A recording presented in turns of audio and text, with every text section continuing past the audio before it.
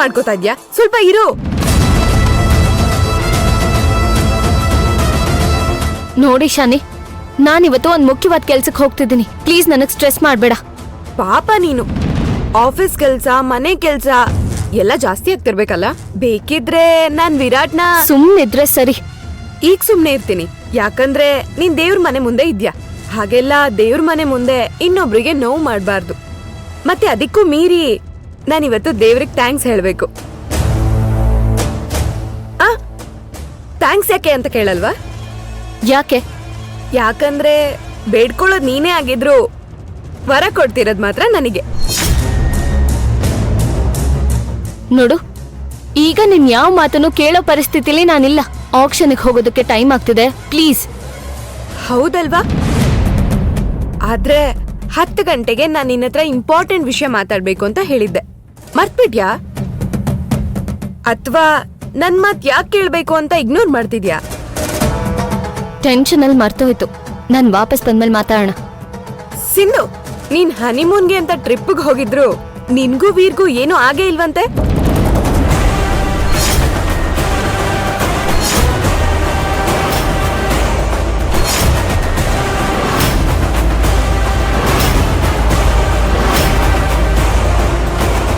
ಏನಂದೆ? ಗಂಡ ಹೆಂಡತಿ ಸಂಬಂಧ ನಿಮ್ಮಿಬ್ರು ಮಧ್ಯೆ ಇನ್ನೂ ಶುರು ಆಗಿಲ್ಲ ಅಂತ ನನಗ್ ಚೆನ್ನಾಗ್ ಗೊತ್ತು.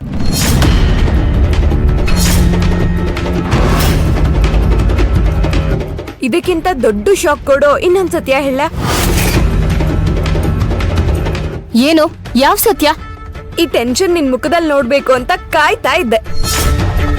ಎಷ್ಟು ಚೆನ್ನಾಗ್ ಕಾಣಿಸ್ತಿದ್ಯಾ ಗೊತ್ತಾ? Ishani, ಕೂಗ್ಬೇಡ.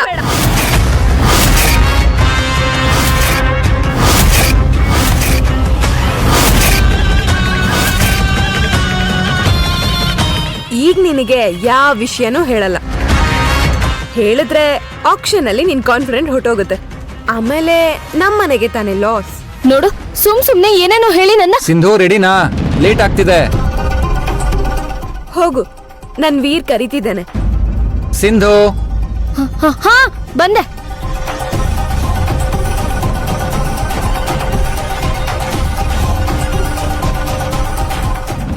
I'll send you the file and you need to start working on it immediately. Okay? Fine. I'll see you soon then. Okay. Virat, ಇನ್ನೂ ಯಾಕೆ ಹೊರಟಿಲ್ಲ? ಆಕ್ಷನ್ ಶುರು ಆಗೋದಕ್ಕೆ ಇನ್ನು ಅರ್ಧ ಗಂಟೆ ಮಾತ್ರ ಬಾಕಿ ಇದೆ. ಈಗ ಹೊರಡ್ತೀವಿ ಮಾಮ್.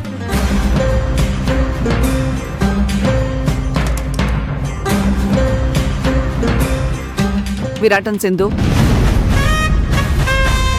ಇವತ್ತು ನೀವು ಹೋಗ್ತಿರೋ ಈ ಆಕ್ಷನ್ ನಮಗೆ ಬರೀ ಬಿಸ್ನೆಸ್ ಅಲ್ಲ, ಇಡೀ ಮಾರ್ಕೆಟ್ ಅಲ್ಲಿ ನಮ್ಮ ಕಂಪನಿನ ನಂಬರ್ 1 ಅಂತ ಪ್ರೂವ್ ಮಾಡೋದಕ್ಕೆ ಇದೊಂದು ದೊಡ್ಡ ಚಾನ್ಸ್. ಆ ಕಾಂಟ್ರಾಕ್ಟು ನಮಗೆ ಸಿಗ್ಲೇಬೇಕು. ಸಿಗೋ ಹಾಗೆ ಮಾಡ್ತೀರಾ ಅನ್ನೋ ನಂಬಿಕೆ ನನಗಿದೆ. ನಿಮ್ಮ ಫೋನ್ ಕಾಲ್ಗೆ ನಾನು ವೇಟ್ ಮಾಡ್ತಿರ್ತೀನಿ. ಅತ್ತೆ ಈ ಆಕ್ಷನ್ ಮೇಲೆ ತುಂಬಾನೇ ಹೋಪ್ಸ್ ಇಟ್ಕೊಂಡಿದ್ದಾರೆ. ಇಬ್ರಿಗೂ all the best. Thank you. ನಾವು ಹೊರಡೋಣ.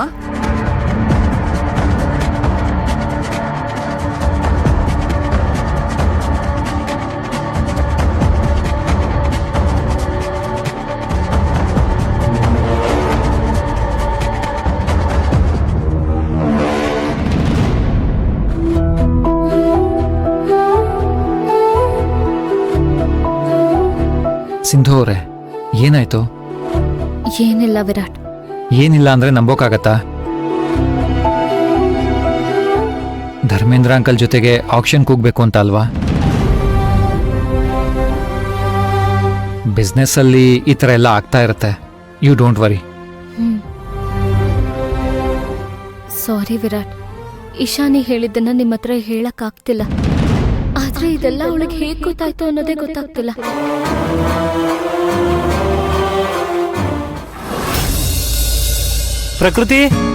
ಪ್ರಕೃತಿ ಎಲ್ಲಿದ್ಯಾ?